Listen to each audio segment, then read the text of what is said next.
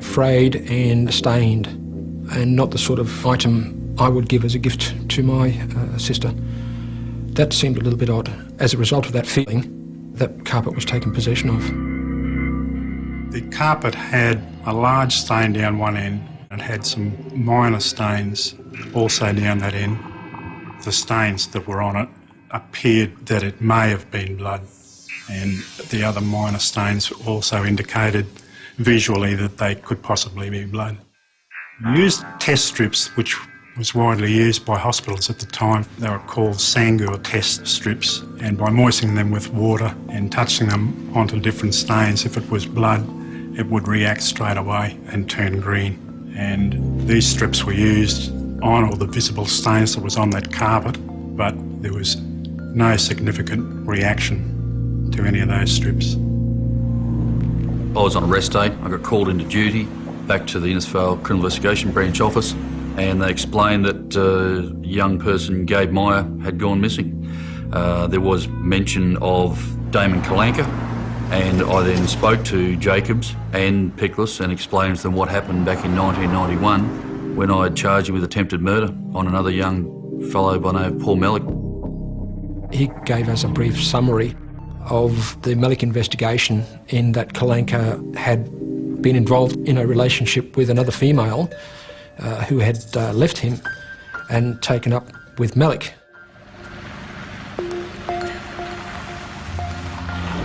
Calanca arranged to have a meeting with Paul Mellick.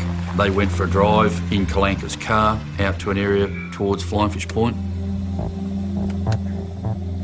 Calanca and Mellick got out of the car, and Calanca had a knife, and at some stage Mellick was having a conversation with him. He turned his back on Calanca, and Calanca then stabbed him in the back with the knife.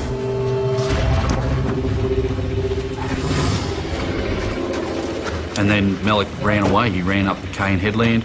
He actually got the knife off Calanca. Calanca chased him in the car. Mellick looked over his shoulder, thinking, what's going on? He looked over his shoulder, saw that Calanca was speeding up this grassed headland on the farm, and he jumped in some long grass, and he was just missed by the car by a foot or so. Damon Calanca was charged with attempted murder, but this was dropped at trial. Calanca pleaded guilty to unlawful wounding and dangerous driving. He got 200 hours community service and also 2 years good behaviour. I read about it in the newspaper. One day he was with a friend at the gym, and they both asked me if I knew about the Paul Mellick incident, and I said that I knew a little bit about it, and both of them really described it as like a love triangle gone wrong, that not to believe what I'd read in the papers, and at the time I didn't really think a lot about it. He wasn't our ideal choice for her, but it doesn't work like that. We didn't feel we were in a position to tell her who she could and couldn't date at that point. He was very intense, very attentive, very kind, very charming, but a little bit more intense than you would expect from someone who had only just met a young girl. Gabe Meyer was the second eldest of 6 children. His older sister of 2 years was in the United States studying when her 17-year-old brother disappeared. I received a phone call from my mother, and she said that Gabe was missing. She said he hadn't come home the night before and that they were really worried about him. She told me that the last person that had seen him was Calanca. I immediately thought, oh my God. Fawn and Damon Calanca had been dating for 3 weeks before she headed overseas. When I arrived in America, he would write to me, and he wrote me almost every day, sometimes twice a day. The letters that he wrote were very much filled with things like, I miss you so much, and I wish I was there with you, and please come back, I'll pay for your flight. I felt smothered by them, and I wanted the relationship to end, and he wouldn't get the hint. Before I left, he asked me if there was anything that would make me change my mind and come back to Australia. I replied that there really wasn't anything that would make me come back unless something happened to my family. The significance of that was it then became a belief in the minds of the investigating officers that possibly a way of getting Fawn Meyer to return to Australia was something to happen to one of her family. Coupled with that was the fact that Calanca had been involved in the previous incident with Nellie. We had to keep an open mind, we had to be objective, but we had fears that something may have happened to Gabe Meyer. Damon Calanca had told detectives that he had spent that night driving a carpet to his sister's. That carpet was examined, but there had been nothing to link it to Gabe. When you've got an investigation, you've got to broad brush everything. You've got to just cover absolutely every avenue. That's why we took the carpet. We didn't know squat at that time. But once we grabbed it, we've got some evidence that can't go away. And hopefully that piece of the jigsaw would fit into the puzzle at a later time. Another piece of the jigsaw they hoped would fit was the ute hired by Calanca to take the carpet to his sister's. He had originally booked it for the following night, but then changed his mind and picked it up at 7 p.m, 1.5 hours after he had last seen Gabe. Of course, with any rental vehicle, the start mileage is recorded prior to leaving the rental company, and the end mileage is recorded when the vehicle is returned.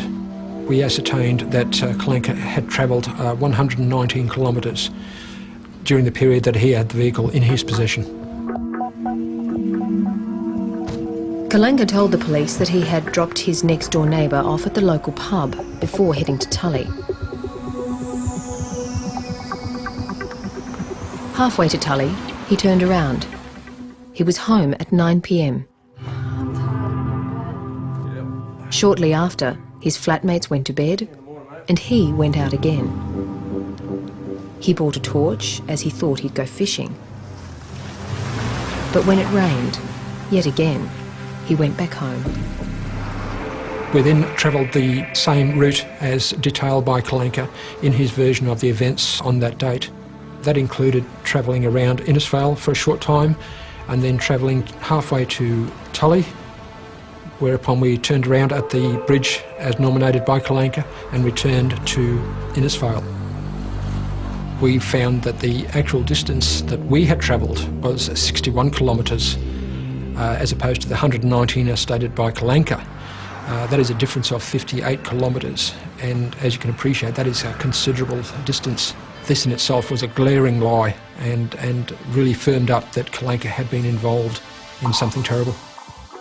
The ute was immediately seized for forensic examination. An examination was conducted for fingerprints over the cabin and the tray. But Gabe's fingerprints were not found on the ute, nor was any trace of Gabe's hair or fibres from his clothes. There was nothing that we could tie Gabe in with that utility. Next, they conducted scientific tests on Calanca's flat. As a part of that testing, a polylight was run over the unit completely in an attempt to establish whether there was any blood or spatter patterns or anything of that nature within the unit which might indicate some sort of fight, altercation or disturbance of that nature, but nothing was identified. I called Calanca the day after I found out that my brother was missing, and I was crying and I asked him, "Where's my brother?" And he said, "I don't know, Fawn. I think something terrible might have happened to him." I was sick. I knew he was lying. I knew that Gabe was dead. And I knew that he'd done it. He said even my flatmate heard him say he was going swimming. Police began a process of either confirming or negating Damon Calanca's version of events, starting with his two flatmates. They were present when Gabe initially arrived at the flat and when he had left at approximately 5:30 on that afternoon. Gabriel had told them when he left that he was going swimming. They also told police that they went to the movies just after Gabe left, but were home by 9 p.m. when Calanca came home. The purchase of the torch was also confirmed.